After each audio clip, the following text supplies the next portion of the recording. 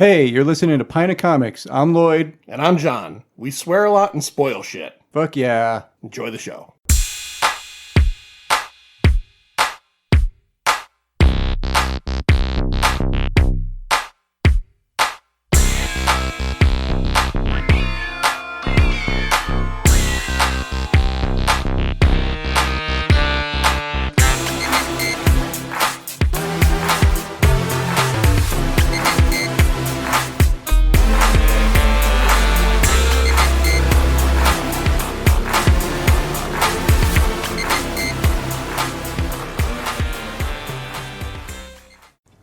Okay, ready? Candyman. Candyman. Candyman. Not today. Not today. Two more times. All right, welcome back to another episode of Pint of Comics. I say that all the time. Maybe this is your first time. Welcome to your first episode of Pint of Comics. Hey, fuck it. You never know. You never know who's out there listening. I'm John, and with me tonight, Scary Larry Dwyer. Larry, what's going on, man? I am just chilling like a villain. A villain. Yeah. Shit. I fucked that It's up, okay. didn't I? All right. John, well, no. If they said if chillin' wasn't chilling, if they used chilling, it would be chilling like a villain. Yeah, like a villain. So that's what I'm doing then. Just hanging out, talking to you, man. We're gonna talk about something. That's right. The other night you treated me to a because you're a member of Cinemark theaters. Yep. And what level of membership do you hold, Larry? Like I don't know. I don't know, but I am a member in good standing. You're in good standing. You've paid your bills. Your dues are in. Yeah. Right. So that's all good. Yeah. And when you're like a member, like once a month, they throw you a free ticket. And if you don't use it, they actually carry it over. So I've got a few free tickets. So because I'm a member in good standing, yeah, you and I were able to enjoy a free film. We got to go see Candyman 2021. It's not actually called that, but because much like every other movie nowadays, they're pulling that bullshit where they don't call it like Candyman The Return or Candyman, The Next Generation. Little imagination. They can't. I don't understand it. Like, I don't like. Why can't you? I mean, it's a sequel. Let's not jump too far ahead, but it's clearly a sequel. So call it something different. That was one of the questions of this movie right off the bat. Was I think everybody wondered: is this going to be a sequel? Is it going to be a reboot, or is it going to be a remake? So I guess the difference would be a sequel would be in the line of at least the first movie, right? Yep. A reboot would be. I guess a reboot and a remake are almost the same thing, where you're taking the premise and maybe with new actors. A reboot might be where it's very similar, but with a new storyline. A remake would probably be more along the lines of having the same storyline. It's none of that. It's none of those two. It's an actual sequel, which you don't really get from the trailer. You don't really know going into this. So I thought that was right off the bat, mystery solved. Found that out immediately. So yeah, we get to go in. We went to the theater that's a little bit closer to my house, the North Haven Cinemark, where Larry is a member in good standing. Where I'd like to shout out the people at the North Haven Cinemark because everything there is covered in a fine layer of Pepsi. Yes, yes. every little surface in the snack area was just sticky enough that you wouldn't want to touch it at all. Because there's a difference between touching your Pepsi and someone else's Pepsi that's probably been on that counter for a couple hours.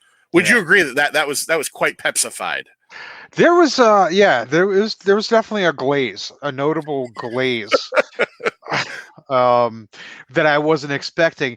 And listen, I didn't come on this podcast to shit talk a movie theater, but there was a while there a few years ago where that was one of my favorite theaters.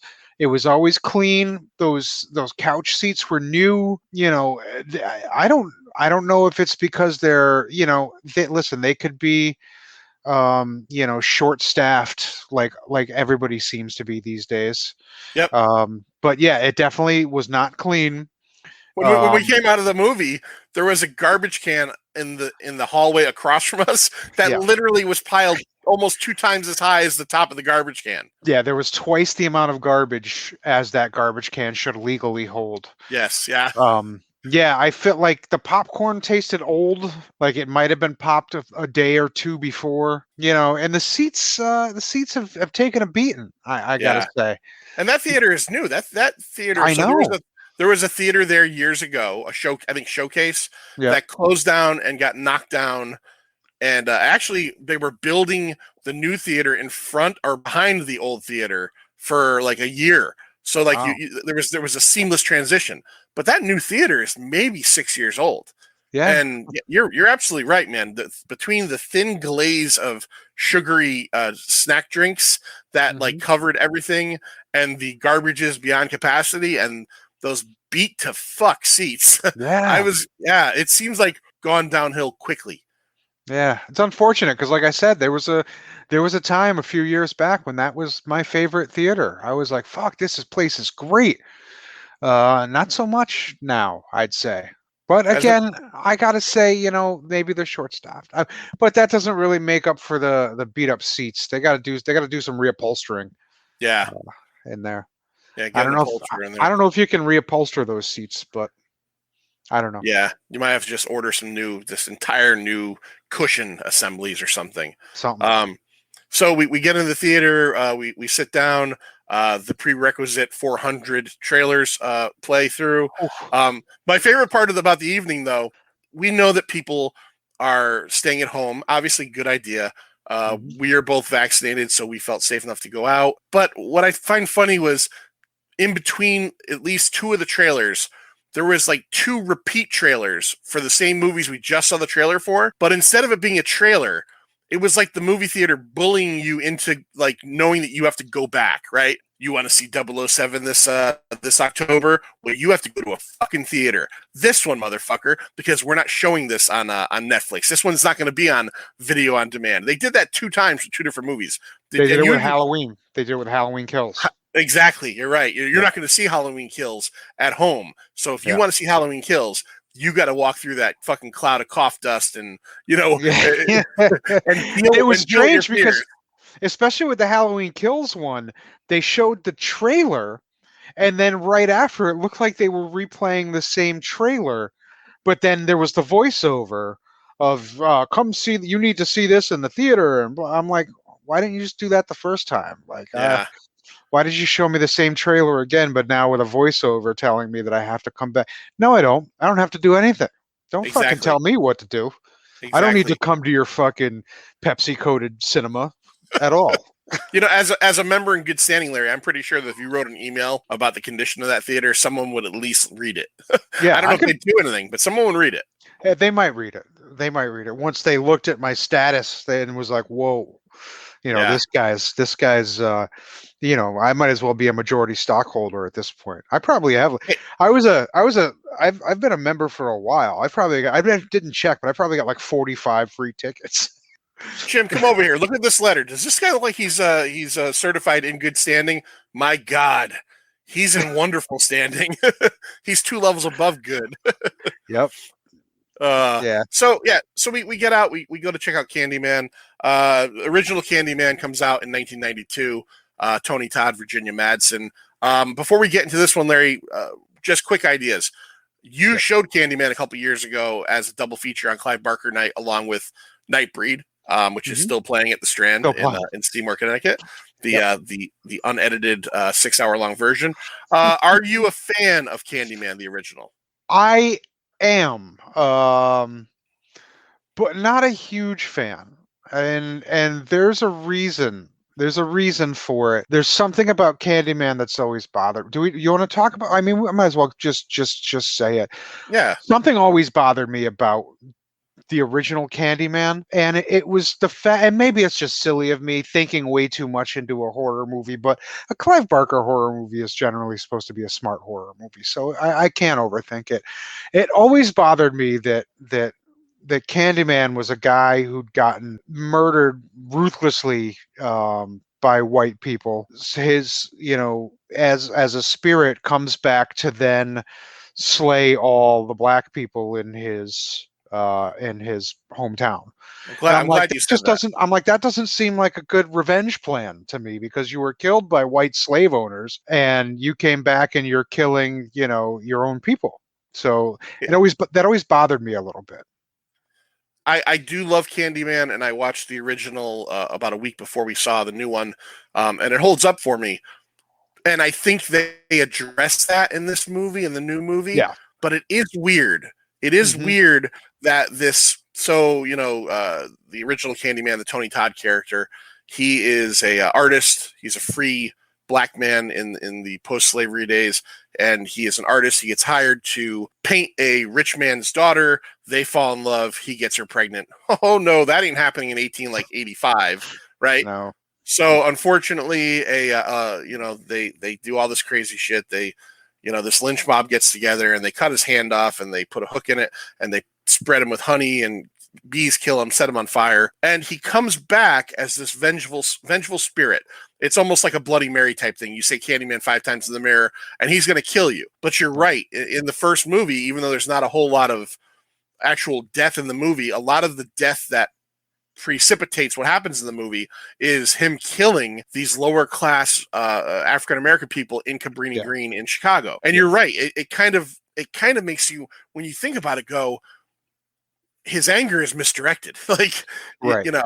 But there is a possibility, and maybe the possibility is, you hear sometimes that spirits are homebound, and maybe that's, he has to stay in that area, and all that's in that area is African Americans. So that's, I don't know. I'm just really spitballing. I can't think for Clive Barker, but it always bothered me a little bit. Yeah, and I guess in Clive Barker's original story called The Forbidden, which is in one of his books for Books of Blood, it was in Liverpool, and it was a red-haired white guy. So I mean, it was still called Candyman. But so this was directed by Nia DaCosta, who is making The Marvels, which is a sequel to Captain Marvel, written by DaCosta, a guy named Win Rosenfeld, and Jordan Peele. That's the big name. I think a lot of people think this is directed by Jordan Peele. It is not. It was originally supposed to be.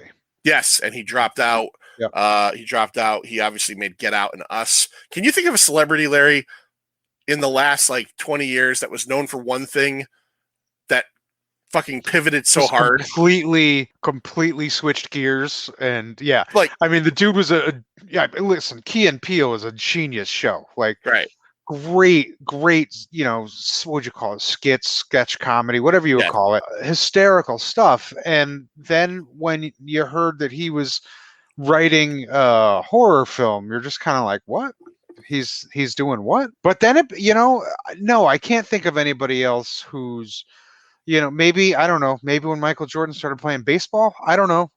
Yeah, but I mean, it's so weird because literally 6 or 7 years ago, if you said Jordan Peele, you're thinking of Key and Peele, you're thinking of sketch comedy, Mad TV. Then I think he wrote it at the very least. They made that movie Keanu, which was essentially a comedy in that same vein, and then all of a sudden the guy makes Get Out, and it's this which is a great film.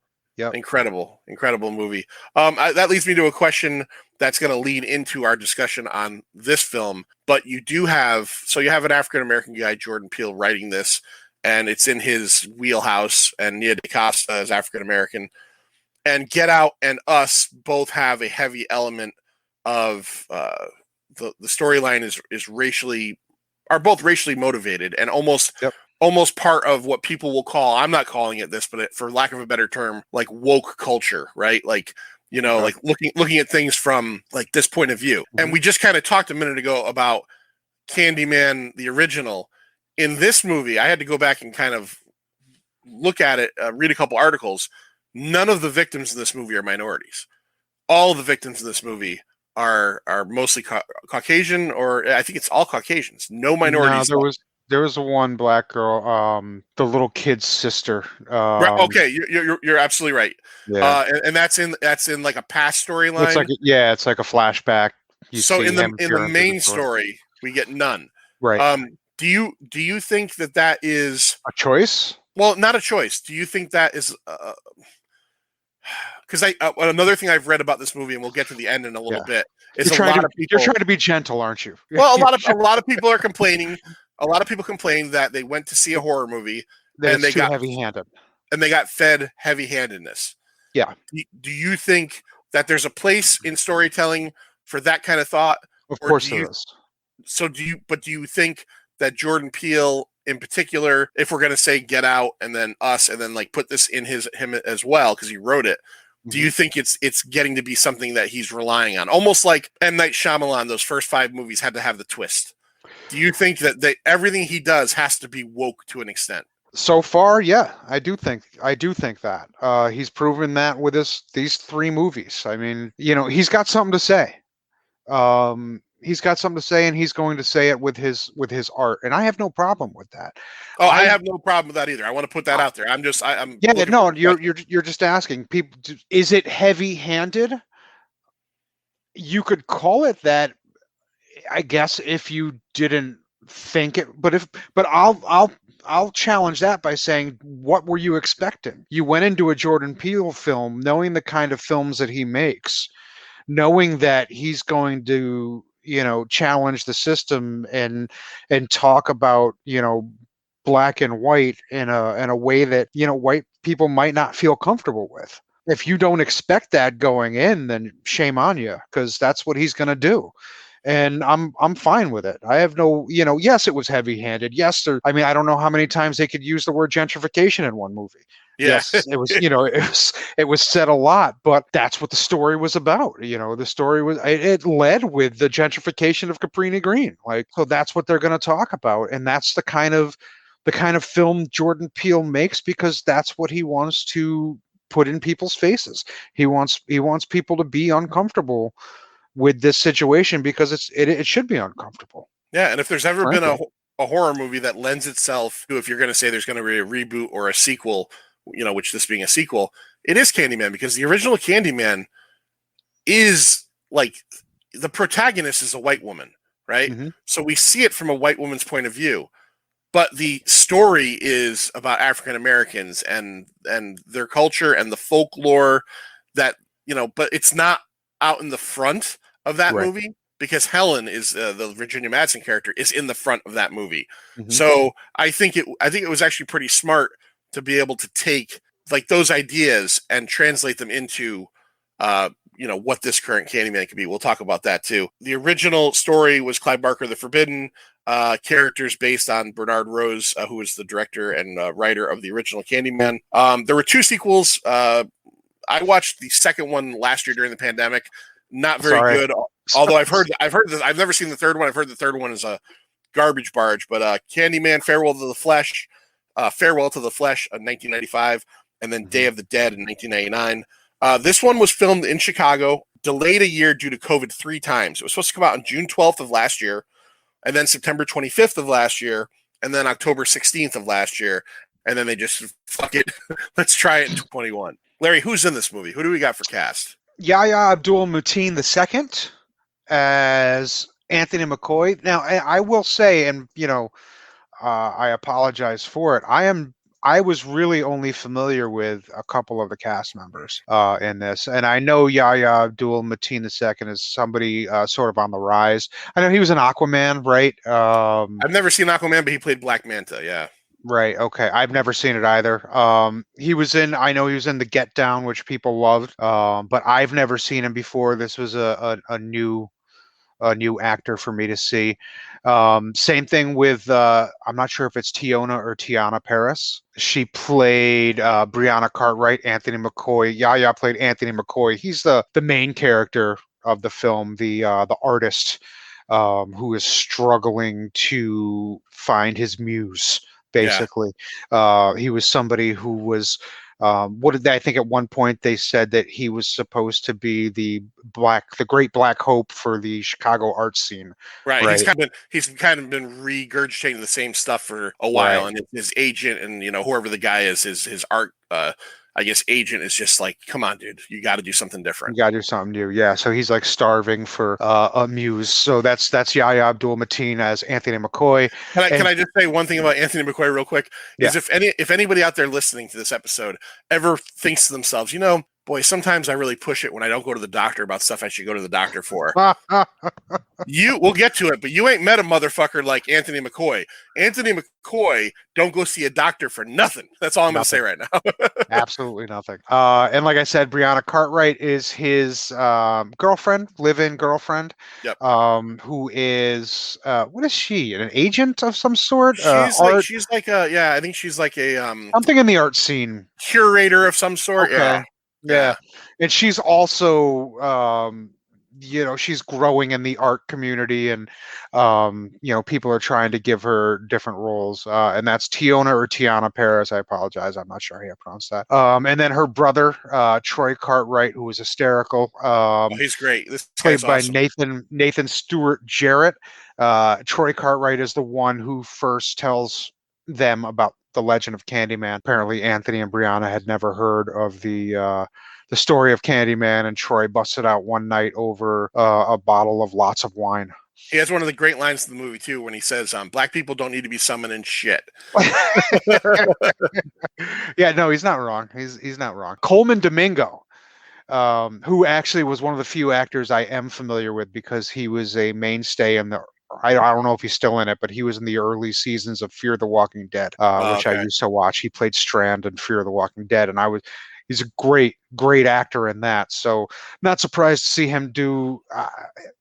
I'll call it early. Maybe my favorite performance of this film as William Burke. I think the character took a turn that I didn't really love, but I think his performance as the character was really solid. He plays William Burke, is the child that we see at the beginning of the movie who witnesses a killing, a murder in Cabrini Green by police officers, white police officers murdering a black man. He witnesses it, and then years later, working at maybe he owns the laundromat. He's like the last living Cabrini Green resident, basically, and also kind of the harbinger, right? Like he's the keeper of the stories of Candyman. Like he's the guy who knows all of the history of Candyman. I guess they call that the harbinger in films. You have some Tony Todd, a little bit of Tony Todd for you to bring, a little de-aged digitally Tony Todd. But still, he certainly was de-aged, but you know what? It didn't look terrible. It didn't look bad. It didn't. No, it looked great. I thought it looked great. I wouldn't have known had you not told me. Vanessa Williams, who was in the original Candyman as Anne Marie McCoy. You'll remember her as the one who got her baby stolen. In the original Candyman, by Candyman, but then Helen comes out with the baby towards the end. Brian King, I guess his name is. He's the one who plays the art dealer, right? The agent, Anthony McCoy's agent type person, Clive Privler, and his Joy Division wearing girlfriend. We get it. You like Joy Division. Yeah, like she basically spoke in Joy Division lyrics. It was very, very cliche. That's right. That's really it for our main cast. I think Michael Hargrove should be mentioned. Played Sherman Fields. Yeah, he's like a character actor, but yeah, I'd never seen him before. But he was the gentleman that the Harbinger had seen killed when he was a child. Living in Cabrini Green. And other than that, there's a small group of other people, but nobody really of note. All right. So right off the bat, do you like what they do with the Candyman mythos in this movie? And by that, so we come to know Tony Todd as Daniel Robitaille, the Candyman. Okay. Should we say spoiler alert here? Because that's at the beginning of every show. So okay. It's all set. Okay. You walked into it. This episode's like coming out 2 weeks after the movie, so you shouldn't have played it at this point. Or if you want to now, walk away, go check it out, and come back. But So the mythos is completely upheaved in this. Yes, 100%. Tony Todd, as we said, murdered, brought back to light, or brought back as a vengeful spirit. In this film, we kind of discover that the Candyman is an ongoing symbol almost of injustice towards black people. Mm-hmm. They don't get into it. Maybe it's injustice towards any minority. They kind of focus on black people in specific, but the Candyman that we see in this movie throughout the whole movie, that's committing the murders. Cabrini Green area black people. You gotta Right. specify that it's that area of Right. Chicago. Where the one we see in this movie, which takes place, 20 or 30 years after the original, is not the Tony Todd Candyman. It Right. is the Sherman version of the Candyman. Right. And through the story, we learn, and I think through one of the coolest bits of storytelling that we get in movies lately, these shadow puppets that keep popping up throughout the movie. It's actually done by a company called Manual Cinema. It's a puppetry uh, company. And Jordan Peele, I guess he was talking to Nia DaCosta, and they said they wanted to do flashbacks, but they did not want it to all be live action. Mm-hmm. And they were trying to figure out a way to do it. And they do it all through these shadow puppets. Larry, what did you think of that? I enjoyed it. I really enjoyed those. I thought they looked really cool. I thought they played well. I think there may have been too much. By like the third time, I was like, okay, I get it. Shadow puppets. See, I liked it. I liked it a lot. I did, but just I always kind of feel when you go back to it too much, it starts to wear thin a little bit. And I thought it started to wear thin. But I think it was really inventive. It looked really cool, but I thought it was done maybe a little too much. Okay. So in the beginning of the movie in 1977, the Burke character as a kid goes into the laundromat, and the police are looking for this Sherman guy because a girl had been. He's basically, if you're going to write the backstory for it, he's basically probably the older Army veteran. Probably that's me making that up, but that guy that everybody kind of knew growing up in the neighborhood. He's got a hook for a hand as cause of an accident. Not, he's not the Candyman. He hands out candy to the kids. He's just that older guy who's trying to be, a good guy. It seems like, but a young girl gets a razor blade in her candy, and the cops are looking for him. Well, you must note it was a young white girl because they had said that this had, people had been getting razors in their candy for a while in Cabrini Green and nobody gave a shit. But as soon as a white girl got a razor blade in her candy, now it's a big deal. And they have a composite sketch of the guy, and, white cops, of course, are looking for him. Jordan Peele just pointing out again that, the police aren't really apt to help until a white person gets hurt. They come looking at Cabrini Green, like I said, with composite sketches of our friend Sherman. And Burke goes into the laundry room. This guy's destined to be a laundromat owner, by the way. He goes in the laundry room to do his laundry. The cops hear him scream. We see a little bit from his point of view, and I thought, because at this point you don't know whether the Sherman guy is good, bad, or the actual Candyman, but there's a hole in the wall. And I'll be honest, I don't think this movie was super scary, but there was definitely ominous, really cool moments, and just the hole in the wall was making me a little sweaty. And then the way he just comes crawling out of it, he comes out of the hole in the wall with his good hand out with the candies. The kid screams, the cops rush down, and he sees the cops essentially beat him to death, which did not need to happen. And then we find out in his storytelling later on that more people got razors in their candy. So it was not him. Here's a guy that has been, murdered by the police, murdered by, essentially the man. And that sets up this Candyman legend that we're going to see. So Anthony is looking for inspiration, and he meets up with Burke, and Burke tells him the story of Candyman. And immediately Anthony becomes fucking 150% obsessed with Candyman. Yeah. If I have one problem with this movie, Larry, and I don't know if you feel the same way. I mean, I have a couple of problems, but the biggest problem with this movie is, in a day and age where every movie that comes out has got to be 2.5 hours long. This movie's an hour and a half long, when this movie should have been an hour and 50 minutes long. When you talk about, you talked about the silhouettes and the flashbacks, and, I had already mentioned, I think they did that a little too much. If that's just less story time you have for this story. Right. So if the movie's an hour and a half and they did 15 minutes of, flashback silhouettes, that the movie's really only an hour or 15. There's more movie here, and I definitely think this would have benefited from more movie, because I have problems too, and the problems probably could have been solved with some more movie. definitely some more exposition, some more, because that's the biggest thing is the Anthony character, who is our lead character. Yeah. He progresses. So let's get right to it.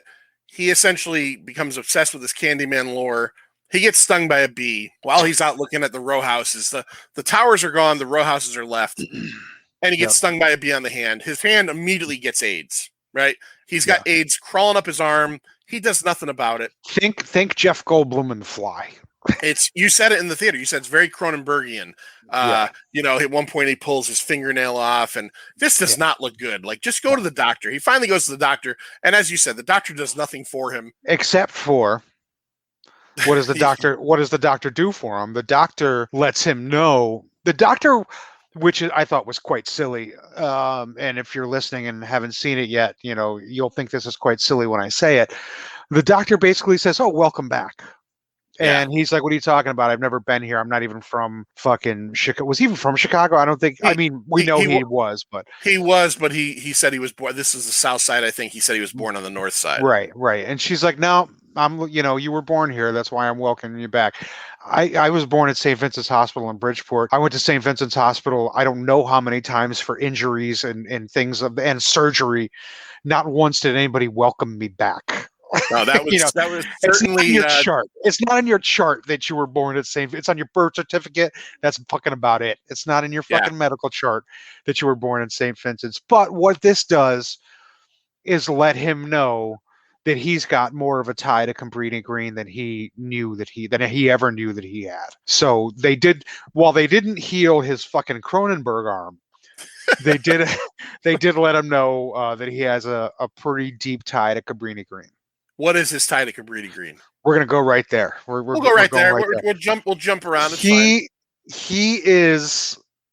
Turns out that he was the baby that Candyman abducted from Anne Marie McCoy in the '92 film, the one that Helen later saved from the fire and delivered to Anne Marie. He was that baby. So he's got not only a very deep tie to Cabrini Green, but a very deep tie to Candyman, to that Candyman himself. Because as you said earlier, there are, we're in a multiverse of Candymans. There's various different Candymans in this. So he is tied to the Daniel Robitaille Candyman. What we're told is the original Candyman. Well, did they say that? Did they say he was the first? They said he was the first, and then that it's been happening multiple times, and they use the term Candyman hive. Like all these different wrong souls are all part of the Candyman hive. I don't understand the mechanics of how you know what Candyman you get if you say it in the mirror. Exactly. I don't get that. I don't get why Sherman is the one that was kind of the focus in this movie, other than they wanted to go in a different direction. And also, this movie is leading up to the fact, and it's obvious when you're watching the movie, that between the fact that he has this connection to it and he's the baby, that he is also, Anthony's on the road to becoming the next Candyman, or a version of the next Candyman. Right, but he still needs to be the victim of a white death, basically. Right. He needs to be the victim of essentially a wrongful death at the hands of white people. And that is, man, I'll tell you, I really enjoyed this movie quite a bit. I thought they did a lot of inventive stuff. I think that a lot of the visual effects were really cool. Every time the Candyman showed up in this movie, I was pretty enthralled in watching the screen, because you had to, there's so many cool visual elements. This Nia DaCosta, by the way, the box office, she broke the record for Black female director for weekend box office. So the first Black female director to debut at #1, right? Yeah. So that's obviously big. And her next movie, obviously, The Marvels, is not going to not do well. But she's got a great eye. I mean, right from the beginning, the credits of Candyman '92 is this long shot above Chicago. So she does it different. She does this weird inverted shot from the bottom of the buildings looking up into the skyline, which was very cool. You know what I liked? Not to interrupt you, I'm sorry. No, go. And I didn't get it until after. I didn't understand why the opening credits were in reverse. Yes, that was very cool.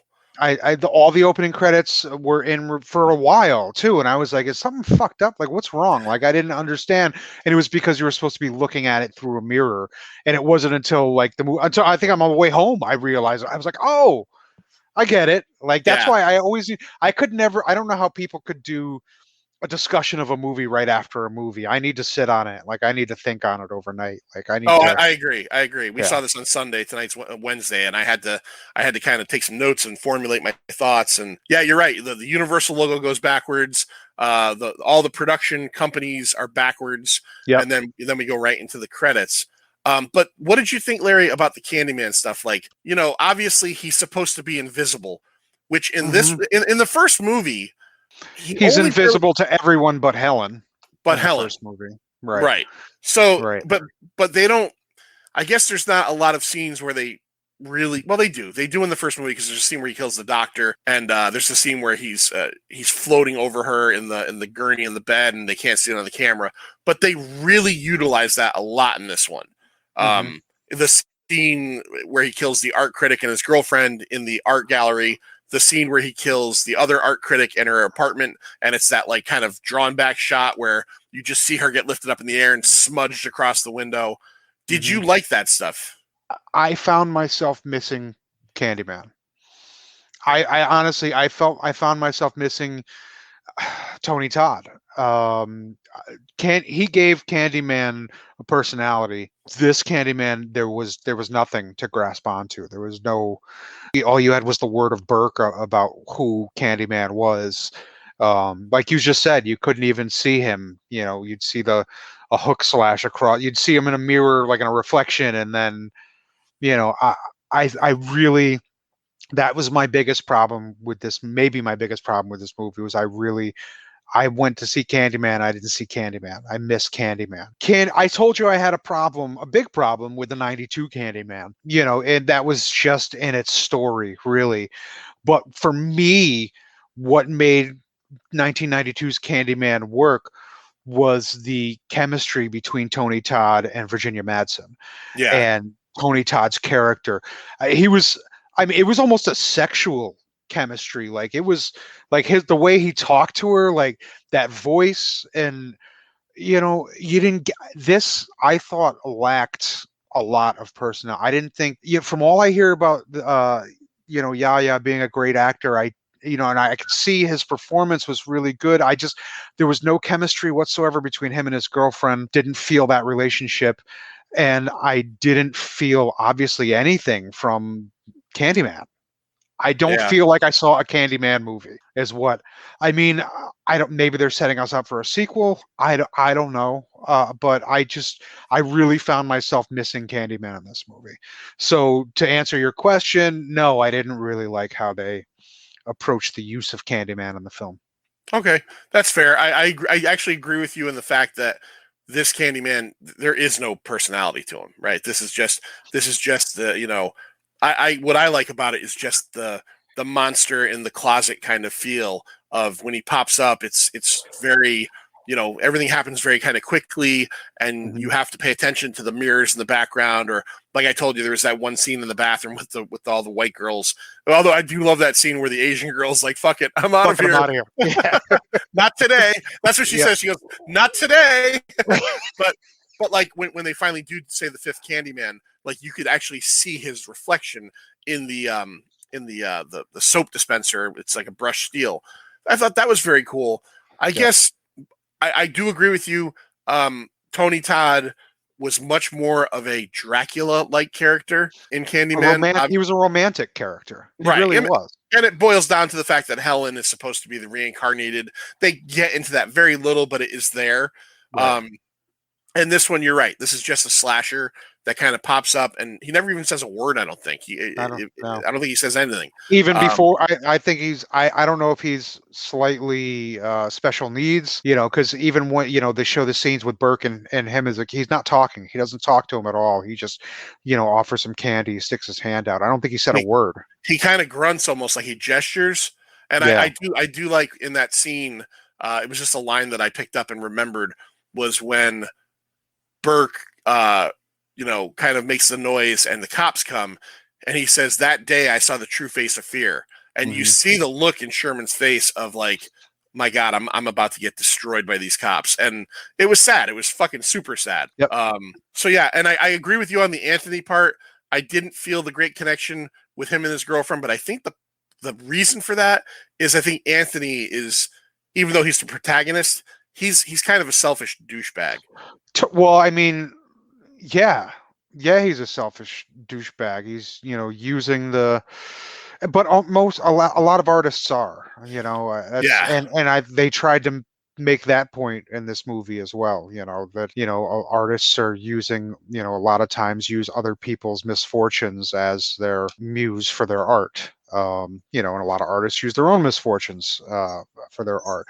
But yeah, Anthony, he's definitely not a good guy. He proves it after his agent's killed, and they talk about it on the TV, and the only thing he has to say about it is they said his name. Remember, he's like, they said my name. Yeah. And it's like, yeah, they're talking about a double fucking murder, you psychopath. Yeah. I just felt that this movie really lacked. It seemed muddled. It just kind of seemed. I wanted, and maybe it's me. Maybe I just wanted too much of the '92 Candyman. I think it could have done with a lot more of Anthony's mother's story. I would have liked to know more about her, just more. And we already said it. Like, if you take away the little shadow puppet pieces, you're probably left with an hour 15 of movie. I think we need more story here. I think we needed more story, is what it comes down to. It feels like there's an entire act missing in this movie, and that bothered me because it essentially goes from, Anthony is on this road, and it does speed up at a point, like when he goes to that agent's apartment or the critic's apartment right before she gets killed, and he sees Sherman in the mirror, and I thought that was a great scene where he's looking at, and he sees the bees on the inside of the mirror, and he sees his damaged hand is the hook hand, and that's where he really gets driven, like, to the fact that this is happening to him. And I thought, okay, this is cool. We're getting to the point where he's slowly transforming. And then the next scene, he goes to see his mother, and his mother tells him the truth, and out of nowhere, he's kidnapped by Burke, who all of a sudden, again, I like the Burke character, and they actually set the Burke character up to be the character he ends up becoming, but they never really show you that. Like, that he's the little kid that kind of caused Sherman, or at least, was partially involved in Sherman's death. And then a year later or so, as he's older, his sisters summon Candyman, and he sees the aftermath of Sherman killing his sister. And he kind of has another moment with Sherman now as the Candyman, where they kind of look at each other. But then through the movie, he never comes across as in any way, shape, or form like slightly off at all. Right. I would have liked to have seen maybe a little something in between that made you think, oh, this guy's a little off. Because much like I think we talked about it the night of the movie, like the doctor in Halloween 2018. Yeah. Which was a fucking laughable moment in the movie theater. I laughed out loud. I said, what the fuck is happening here? How did this get through script writers? How did somebody not see this scene and go, this doesn't work? But Burke goes from being like this, like you said, the harbinger of the Candyman story. Okay. He's dealt with the Candyman. He knows about the Candyman, to all of a sudden, I'm going to make you the Candyman. And like, I'm fucking nuts. Right? Did you feel the same way? Did you feel like a reel had been missing in that movie? Yeah, it totally jumped, and it feels like it was just like a reel was missing. Absolutely, it just kind of came out of left field for me. I didn't really like where that came from at all. I want to go back to one thing that we talked about a second ago. Yeah, because I can't. This was one of those things it's one of those things in the movie that I'm never gonna get out of my head. Yeah, and I think we've been there. I know I've been there for sure. Something happens to you, and you're like, this isn't great, but I'm going to give it a few days to go to the doctor. Larry, if your hand at any point looked like that, would Jen have to tell you to go, or would you go? Because it seems like it's like, first of all, Anthony not only doesn't go, but like nobody in his life tells him to go either. Like his girlfriend's just like, oh, what's going on with that, babe?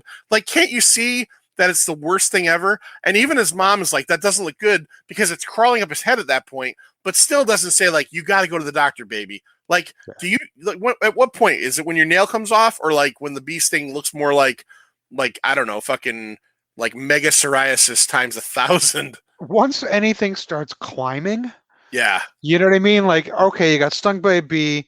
Maybe you have like, some sort of a reaction and it's swollen. Okay. But what, it gets scaly. All right. Well, maybe that means it's healing. I don't know. But then once it starts climbing up your arm, it's time to see somebody. yeah. It's time for some action. Yeah, Okay. you need to. I'm not a doctor guy either. Like, I'm I'll not put either. off. That's why I always tell my wife, because she says to me, something's wrong. I tell her, look, if something's so wrong that I know it's wrong, trust me, I'm not stupid. I don't want to die. But Right. I also like, hey, look, that cut, okay, that cut on my hand. All right, it's a little deep. I'm gonna give it a day or two. But like this dude's hand looks Yeah. like fucking beef stroganoff hamburger helper. I mean, Yeah. it's fucking terrible. It's the Yeah. absolute worst. And then I can't remember what it's called, but there's that phobia people have of like honeycomb. Have you ever heard of that Yeah. triptophophobia? His arm starts to have all these little, like when a pancake is cooking, it's got all the holes. His Yeah. arm starts to look like that, and he's still not going. And I'm Like a like, hive. Jesus, like a Like hive. like a hive. Absolutely, it looks like a Yeah, honeycomb. Yeah, looks like he's got a bunch of honeycomb on his fucking, and then it's all up his neck, and he's still not going to the doctor. No big still deal. not going, doctor. All right, Yeah. all right. You can you can put things in there. You can put, hey, do you have somewhere where I can hide a pea? Yes, I have a location. Yeah, Yeah. yeah. I have pea containers built into my Yeah. forearm. Yeah, that's We can not take cool. care of that. He should have definitely seen the, and again, the doctor should probably do more than welcome you back. Welcome back. You were born here, didn't you know that? Sorry to ruin your day. You're the Candyman's fucking victim. Yeah, welcome back. You're actually the Candyman. Welcome back. Oh, Yeah. you didn't know that? You're the fucking Candyman. Yeah. So we get to the very end, and Burke has kidnapped Anthony. He has him in this this old decrepit church, and he basically gives the villain's monologue. He bonds himself out, and the bad guy in a Bond movie. I'm gonna take your boy, and I'm gonna make him, because he's also kidnapped Brianna. I'm gonna make him the new Candyman, because we need now more than ever. Which look, let's be honest, especially seeing that this movie was delayed in 2020. I can only imagine maybe some rewrites were done. I don't know, but now more than ever, we need someone that's kind of there, another soul for the hive. Cuts his arm off like a motherfucker with a hacksaw, jams a hook in there. The Candyman, Daniel Robitaille, the Sherman Candyman, and also when Anthony becomes the Candyman, you notice they all got to get those pimped out coats. Yes. He gives them like a pimped out like winter coat with a nice Yep. fur Big liner on it. Yeah. Yeah, Something like, definitely something like somebody in the Wu-Tang Clan would wear. absolutely. Yeah. But I like that Sherman had his on at the beginning. Sherman had like a dope one. He's crawling through holes in the wall with his pimp coat on. Sherman was unfortunately just bound to become a Candyman because he had on the Candyman jacket plus a hook for a hand. Plus a hook already. Yeah. There was no way that motherfucker was not going to be a Candyman. He could have died of a heart attack. He would have come back as the Candyman. Right. Anthony is in this kind of like fucking state where he's just out of it. Brianna escapes from Burke. Burke catches up to her. This is one of my favorite parts of the movie because Brianna does something that I always scream at, like either the final girl or the final guy in a movie.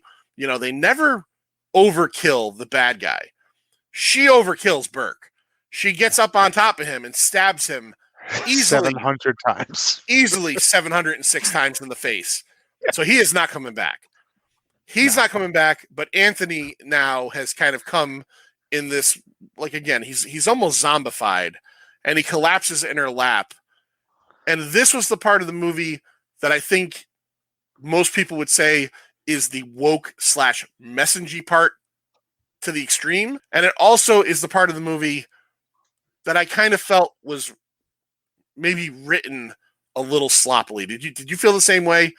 It just feels like it's not nuanced at all. It just feels like bad white cops doing bad white cop things, which again, trust me, I understand. It happens. I'm not saying it doesn't. But these cops come in, they bust the door open. She's got Anthony in the fetal position in her lap, and they just fucking blow him away without even like a warning or anything. Now, again, I'm not trying to sound controversial because I understand that shit happens. Because they do that. Yeah. Yeah. But Yeah. then the cops get her aside and start, well, this is what you're going to say. This is Right. what you're going to. And again, I don't know if the writing just struck me wrong, but I just felt like it was so cardboard cutout. Like, Mhm. I don't know. This one I have a hard time kind of describing my feelings. How did you feel about this last 5 minutes of movie? Yeah, I'm kind of with you on that. Again, it's uncomfortable. It's an uncomfortable situation. It's something that we don't want to face and we don't want to believe happens, but it does. Yeah, I know. I guess And that's Jordan Peele's job. That's the job he's given. I'm not gonna say it's his job, but that's the role he's taken on as the kind of filmmaker who wants to show people what happens if you're trying to show somebody what happens in the real world and use a movie to do it, then you have to exaggerate it a little bit. right. You know what I mean? And yes, it was exaggerated. I mean, listen, could that have happened somewhere? Probably. But I mean, I absolutely agree. He's going to take the worst case scenario and shove it right at you because that's what he's doing. That's what he's taken upon himself as a filmmaker and as a social commentator. I think part of my problem with this ending is it feels like it's only 10 minutes after he goes to visit his mom. It just, again, I think it was quick. It all wrapped up way too quickly. Maybe that's my main problem with this last bit of the movie is that the wrap up is what the fuck happened? You know what I mean? And there's, we'll talk about what happens in a second, but there's a little bit of after credit stuff with the shadow puppetry where we kind of look at some, real life cases of stuff that has happened and how, they kind of work it into the Candyman universe. And I think that's great too. But it just, the last 20 minutes of this movie just feel again, is there a reel missing? Did somebody lose something on the way to the fucking projection booth? The cops, murder the fuck out of Anthony. He's fulfilled his destiny as Candyman. She tricks the cop into letting her see herself in the mirror. And she way too slowly for my taste says Candyman 5 times. I wish she said it really quickly because I'm worried the cop's just going to go, And I did notice there was one issue with this part is that she says it 4 times. The cop says it the 5th time. I don't know if that counts, but I'm going to go it's okay. The filmmakers said it was okay. Yeah. And then all of a sudden we do get this really cool scene where all the cops that are still in the little row houses, kind of clearing out the scene and I'm sure planting evidence or whatever the fuck they're doing, right. Start getting ripped apart, fucking ripped apart. And then we see Anthony come out. He is the new Candyman. His eyes fucking white, face all fucked up. He's got bees swarming around him. And slowly but surely, after he kills all the cops, including the last one that was really working Brianna in the car, she goes down the street and finds him. And that's when what do we get, Lair? I don't remember. That's when we here. I'll throw it at you and I'll do it. Well, I'm going to leave that in. That's when we get the DH Tony Todd. Oh, that's right. Yeah, the best death, of course. So now is Anthony now is Sherman retired? Is that what happens? One of my notes for this is I'm still very confused on how this all works. One of my notes on this movie was what Candyman comes when and for who. Right. And I don't know. I don't know if that last bit was Anthony being absorbed, or as we say in Pint Comics sometimes, absorbed into that's how Wilford Brimley says it in the thing, absorbed. Is he being absorbed into the Daniel Robitaille, or was that? So that's a good question, Larry. Do you think he's absorbed into the Daniel Robitaille, or do you think that was just a clever way to shoehorn Tony Todd in for one scene? I wish I knew. I wish I knew. I really don't know because I don't understand the mechanics of how this works. Because we had Sherman throughout the whole thing, right? Every Candyman was the Sherman man, right? It was all Sherman, yeah. All Sherman all the time. ASAT. So I don't know why it was all Sherman and not Robitaille.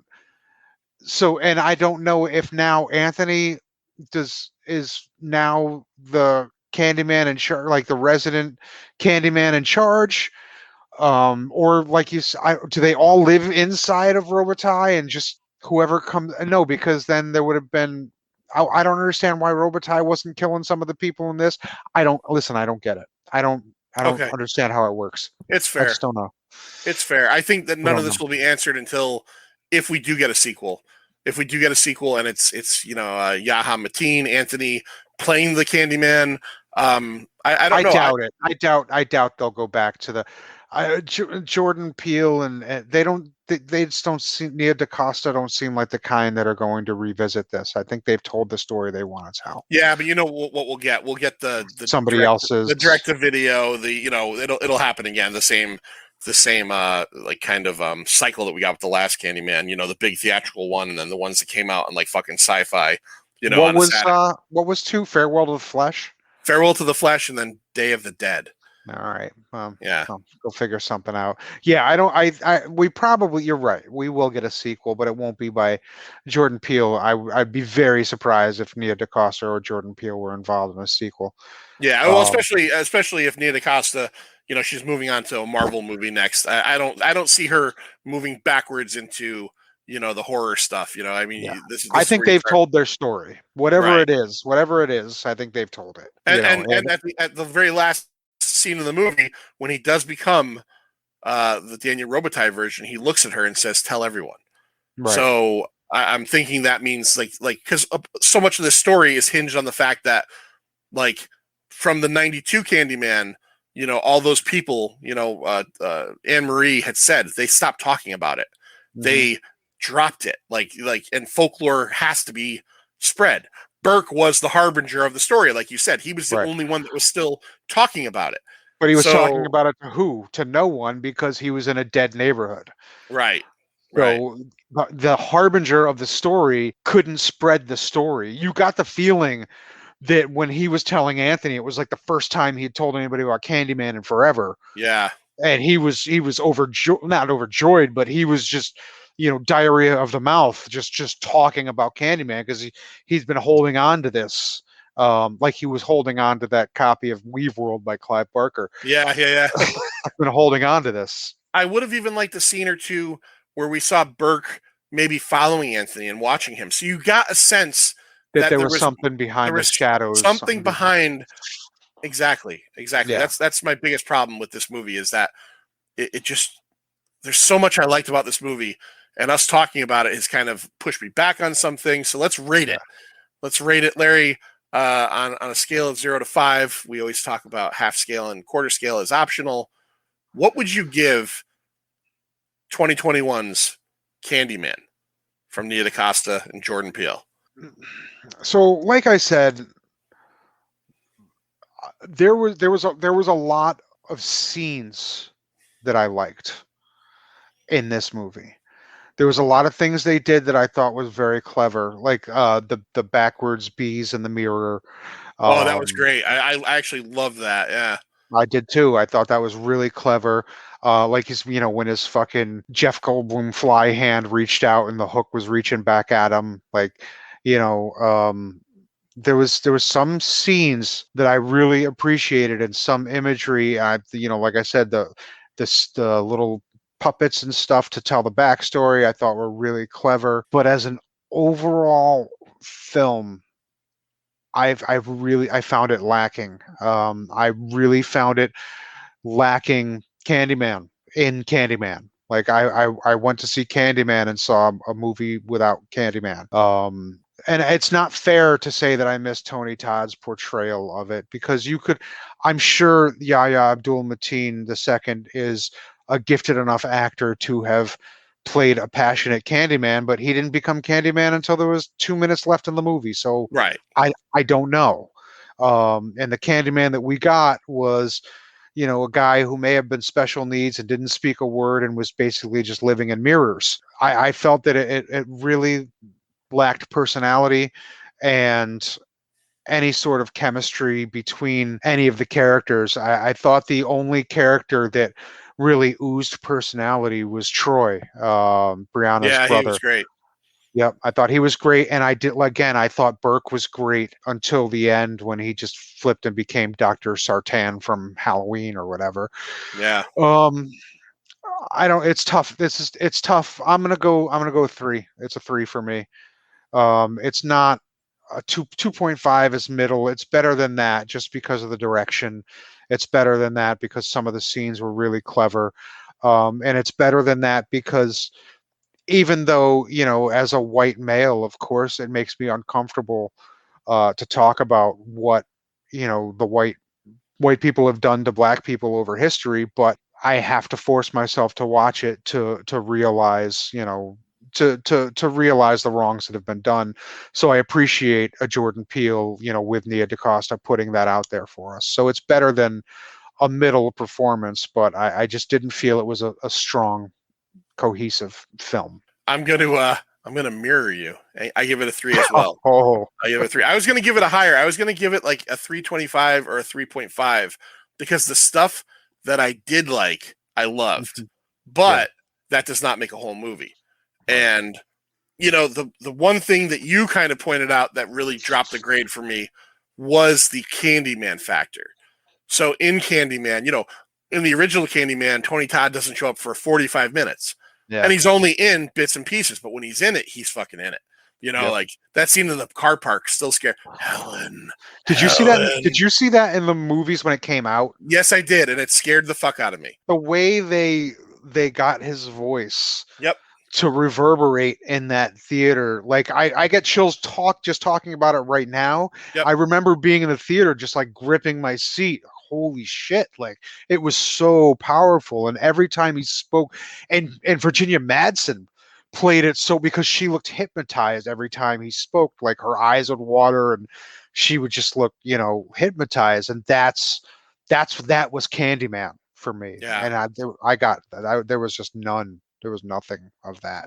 And you're right. And this one takes it from more of a incredible character kind of personality melding, like with the Helen and the Candyman, like you got these two characters that work well together. And in this one, the Candyman essentially, as much as I did like the scenes where, one of my favorite bits in this movie was the way he kind of floated around everywhere, like above the ground. I really like that a lot. But you're right. He's just a monster in this movie. He's not, there isn't, be my victim and all that stuff. There's none of that. It's literally just, I'm going to float around and slit your throat. And that's really it, and that was part of it that didn't really sink into me upon the first viewing until you kind of just said that. And I went, you know what, that does bring it down. The stuff I like in this movie, I love. But man, I cannot think of a movie. This will be a movie for a long time. We talked about Tusk a while ago. Yeah. And one of my complaints about Tusk was that it needed another 20 minutes of Michael Parks and Justin Long pre-Walrus changeover. Yeah. Right? Because that was the best stuff in the movie. And we essentially got 15 minutes of that, and then we jumped over to the Canadian hijinks and all that stuff. Right. This is so funny we're doing this just like a month later, because this is another movie that if you said to me, hey, give me a movie that's underdeveloped, Candyman 2021. Yep. There's no reason this movie should have been an hour and a half long. I get it. It's going out in theaters. It's been delayed 3 times. Maybe they cut it down because they wanted to get as many showings a day as they could. I don't know the answer to that. But the point is that somebody could have said, man, we can flesh out the Burt character. We can kind of really give you an idea what the rules are in this fucking universe, right? Yep. Because like, who's the Candyman? It's Sherman, but he's Robitaille. But we got a new guy starting next week. Get him on the training program. Like, yeah. I don't need answers to everything, but like, absolutely, like, who the fuck is the Candyman? You know what I mean? Right. Like I said, I would have liked to see some more of Anthony's mom's story. Oh, absolutely. I wonder if there's more movie out there. Like you said, I wonder if there's a longer cut out there, if they removed a lot of stuff that dealt with, because I can't fathom that filmmakers of this talent would leave so many parts of the story untold, and it seems odd to me, especially and cut it down to again, we're calling it an hour and a half, but you've got 15 or so minutes of flashback, so You've really got an hour 15, and there are scenes that just feel like they're shoved together, and there's a piece missing out of the middle. I don't know. Hopefully, maybe in a year we'll get the 2 hour and 45 minute Blu-ray director's cut. Who knows? I'm all in on I'll it. watch Even it. if it's somehow not good, I'll be glad to see things that we talked about here maybe on there because it's too fucking short. Oh, I didn't mention before, we did get Virginia Madsen in this. We got a little voiceover. We did, and you could tell it was older Virginia Madsen. Like she's Totally. It's recording, but she's like kind of like this. Yeah, she's definitely she's been smoking some menthols since '92. But yeah, we did get a little Virginia Madsen in here, which was awesome. Yeah, that's it. I think we've said everything that we need to say. Right. All right, I got one more question for you, Larry. Sure. I'm not a superstitious guy. I will not be your victim. No, okay. I'm not a superstitious guy. I don't know if you are or not, but like not being a superstitious guy or not, I still would never fucking say that 5 times in a mirror. Would you? No.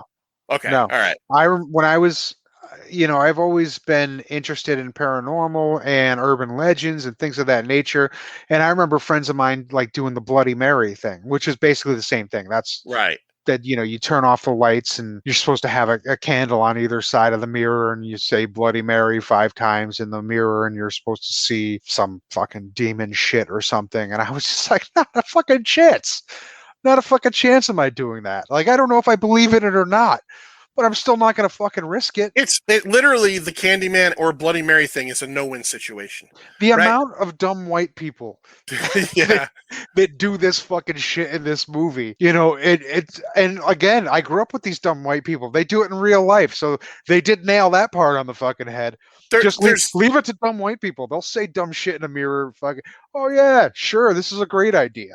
There's a great moment in the movie where I don't remember what character it is. It might be Brianna. Who says, where they're talking about the Candyman thing, and she goes, "Who the fuck would do that?" And then it cuts immediately to that white girl in the high school that actually does do it, and it's like it's funny because yes, her and her friends do it. right, and she convinces all of her friends to do it in the mirror. Fucking stop! Don't be dumb. Yeah, no, don't be stupid. Don't be stupid. All right. This has been Pint of Comics. We're talking Candyman 2021. Scary Larry, thank you as always for coming on. Give everybody your website out there for Cult Classics because I think I'm putting this out next week. So you have some shows coming up if you want to give everybody some information. Yeah, we've got shows coming up every month for the rest of the year. September, October, November, December. Next one will be Friday, September 24th.